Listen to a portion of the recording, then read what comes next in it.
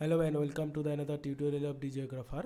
আজকে আমরা মূলত যে বিষয় নিয়ে আলোচনা করব সেটা হচ্ছে তোমাদের জিওগ্রাফি অনার্স 4th সেমিস্টারের যে C10 পেপার রয়েছে এনভায়রনমেন্টাল ম্যানেজমেন্ট। সেখানে দেখবে আমাদের প্র্যাকটিক্যাল পার্টের সয়েল পিএইচ, নাইট্রোজেন, ফসফরাস এবং পটাশিয়াম টেস্ট করতে হয়।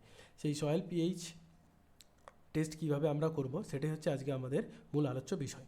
তো আমরা একে একে দেখে নেব কিভাবে আমরা সয়েল পিএইচ টেস্ট করব। এখানে একটা কথা বলে রাখা দরকার যে এই ধরনের টেস্ট কিন্তু তোমাদের পরীক্ষার সময় ইন্ডিভিজুয়ালি প্রত্যেক ছাত্রকে করতে হয়। সেই জন্য খুব মনোযোগ সহকারে এবং ক্রমাগত প্র্যাকটিসের মাধ্যমে এই অভ্যাসটা গড়ে তুলতে হবে।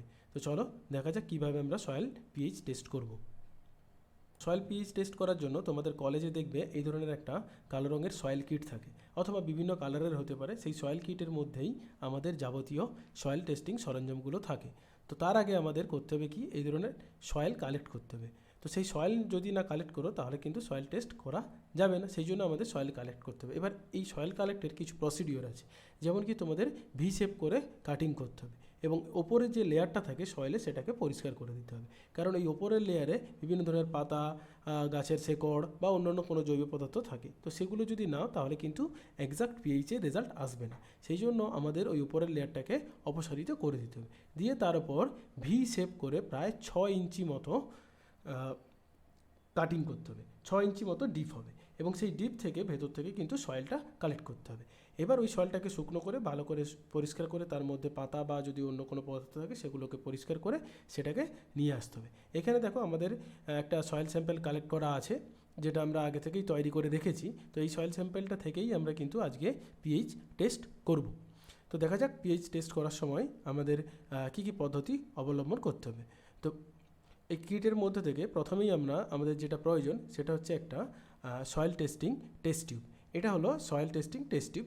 তোমাদের বিভিন্ন ধরনের টেস্ট টিউব সাইজ হতে পারে, কিন্তু সেখানে দেখবে প্রত্যেকটা টেস্ট টিউবের একটা মার্কিং করা থাকে। তো সেখানে দেখবে তার আগে যেটা বলি, এখানে এই সয়েল টেস্ট টিউব যদি জল থাকে বা অন্য কোনো পদার্থ থাকে, এরকম একটা ব্রাশ দিয়ে এটাকে পরিষ্কার করে নিতে হবে। তো কারণ কি, এর মধ্যে যদি জল থাকে সেটা বেরিয়ে যাবে বা শুকনো হয়ে যাবে। জল যদি থাকে তাহলে পিএইচের রেজাল্ট আলাদা হতে পারে। এবার দেখো এটা একদম টেস্ট করার জন্য রেডি। তো এই টেস্ট টিউবটাকে আমাদের নিয়ে নিতে হবে। এখানে একটা জিনিস, এখানে 5 ml মার্ক করা থাকে। সেই 5 ml মার্ক পর্যন্ত আমাদের কি করতে হবে, ডিস্টিল ওয়াটার দিতে হবে। ডিস্টিল ওয়াটার কি, আর কিছুই নয়, স্বাদহীন, বর্ণহীন, গন্ধহীন একটা জল, যেটা এই ধরনের তোমাদের একটা সাদা কন্টেনারে থাকে এবং যার উপরে লেখা থাকে ডিস্টিল ওয়াটার। তো সেখান থেকে তোমাদের কি করতে হবে, ডিস্টিল ওয়াটার নিয়ে এই টেস্ট টিউবে 5 ml পর্যন্ত ভরে নিতে হবে। তো চলো আমরা এখন টেস্ট টিউবে ভরে নিই। তো কী দিয়ে ভরবে, তার জন্য তোমাদের এই ড্রপার দেওয়া থাকে বক্সের ভেতরে। সেই ড্রপার দিয়ে নিতে পারো, অথবা দেখবে এই ধরনের ডিস্টিল ওয়াটারের মধ্যে একটা পাইপ লাগানো থাকে, সেটা দিয়েও নিতে পারো। ওকে, তো আমরা এখন ড্রপারের সাহায্যে টেস্ট টিউবে ভরে নেব।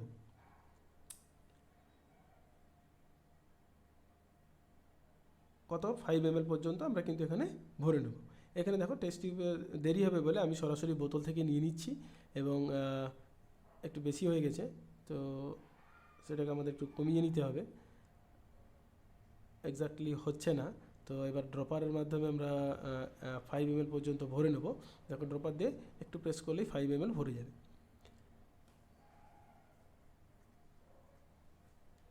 ওকে, দেখো একদম পারফেক্টলি 5 ml হয়ে গেছে। তো এবার আমাদের পরের স্টেপ, অর্থাৎ ডিস্টিল ওয়াটার নিয়ে নেওয়া হয়েছে। এবার আমাদের যেটা নিতে হবে সেটা হচ্ছে সয়েল, যে স্যাম্পেল কালেক্ট করে রেখেছিলো সেই সয়েল স্যাম্পেল থেকে সয়েল নিতে হবে।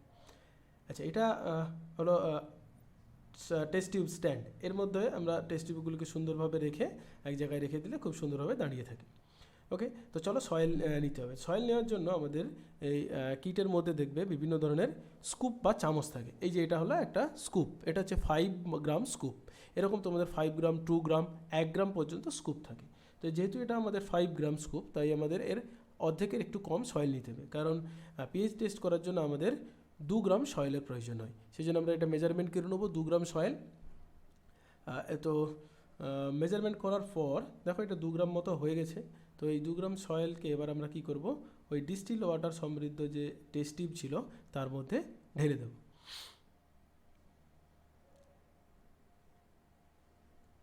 এরপর আমাদের যেটা করতে হবে, এই ডিস্টিল ওয়াটার আর সয়েল নেওয়ার পর এরপর নিতে হবে বেরিয়াম সালফেট বলে একটা মিক্সার। তো বেরিয়াম সালফেটটা দেখো এরকম একটা ছোট্ট সাদা রঙের কন্টেনার, যার ওপর কিন্তু লেখা থাকে কন্টেনার নাম্বার 3। এটা কিন্তু মাথায় রাখবে যে কন্টেনার নাম্বার 3তেই কিন্তু থাকে বেরিয়াম সালফেট। তো বেরিয়াম সালফেট নাম নাও লেখা থাকতে পারে, তার বদলে কী লেখা থাকবে কন্টেনার নাম্বার 3। তো এই কন্টেনার নাম্বার 3 থেকে আমাদের নিতে হবে 0.5 গ্রাম বেরিয়াম সালফেট, 1 গ্রামেরও কম, মানে হাফ গ্রাম বেরিয়াম সালফেট। তো তার জন্য তো কোনো স্কুপ থাকে না, সেই জন্য আমাদের যে চামচগুলো থাকে বা কন্টেনারে যে স্কুপ প্রোভাইড করা থাকে, সেই স্কুপের যে পেছনের যে ডান্ডিটা সেখান থেকে একটু মতো বেরিয়াম সালফেট নিয়ে নেবে, এইরকম একটু নিয়ে নেবে, যেটা তোমার ওই 1 চিমটে লবণের মতো সমান হবে। নিয়ে সেটাকে আমরা এই টেস্ট টিউবের মধ্যে দিয়ে দেবো। 1 চিমটে লবণ যেরকম হয় না সেরকম নিলেই হবে। তো সেটা দিয়ে দিলাম।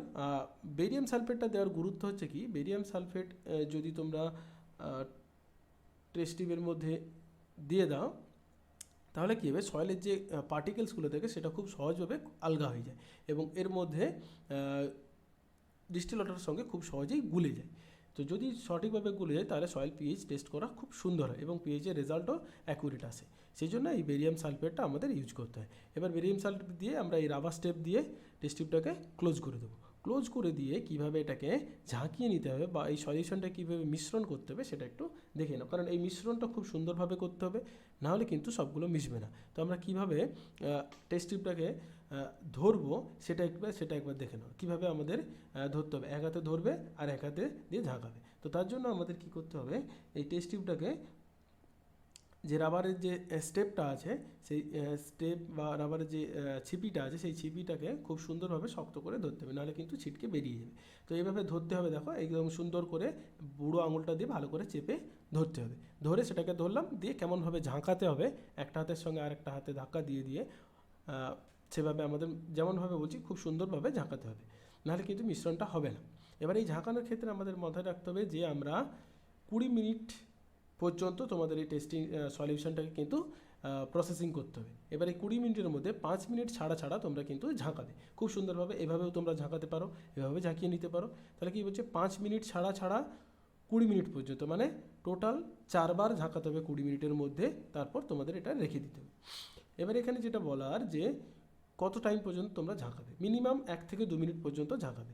এবার রেখে দিয়ে ঘড়ি দেখতে শুরু করবে এবং 5 মিনিট ছাড়া ছাড়া আবার পুনরায় ঝাঁকাবে 2 মিনিট করে।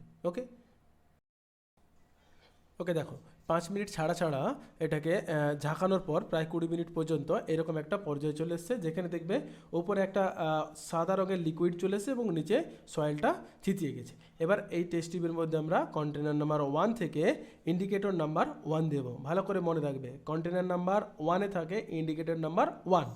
এখানে আমরা 5 ফোঁটা ইন্ডিকেটর নাম্বার 1 দিয়ে দেবো, খুব সুন্দরভাবে দিয়ে দেবে, একদম সরাসরি যেন লিকুইডের মধ্যে গিয়ে পড়ে। এবং এটা মনে রাখবে যেন 5-এর বদলে 6 না হয়, কারণ যদি 5-এর বদলে 6 হয়ে যায় তাহলে কিন্তু তোমাদের কালার চেঞ্জ হয়ে যাবে, আর কালার যদি চেঞ্জ হয়ে যায় তাহলে কিন্তু পিএইচের রেজাল্টও ভুল দেবে। তো সেই জন্য মাথায় রাখবে আমাদের 5 ফোঁটার বেশি কিন্তু দেব না কন্টেনার নাম্বার 1 থেকে ইন্ডিকেটর নাম্বার 1। ওকে, এবার এটাকে ভালো করে ধরে আবার একে মিশিয়ে নেব পুরো সলিউশনটাকে। মিনিট 2-1 নাড়ানোর পর ওটাকে আবার রেখে দেবো মিনিমাম 5 মিনিটের জন্য। 5 মিনিটের বেশি রাখলেও কোনো সমস্যা নেই, কিন্তু তোমরা দেখবে যতক্ষণ পর্যন্ত না ওপরে একটা সুন্দর কালারিং লেয়ার আসছে, সেটা এলে সেটার সঙ্গে আমরা চার্টের সঙ্গে ম্যাচ করে দেখব যে তাহলে কোন কালারের সঙ্গে ম্যাচ করছে। এখানে মনে রাখবে চার্ট নাম্বার 1-এর সঙ্গে কিন্তু ম্যাচ করাতে হবে। 4 নাম্বার 2 আছে, সেটা পরবর্তীকালে আমরা দেখব। ওকে, এবার আমরা রেখে দেব, 5 মিনিট পরে দেখব।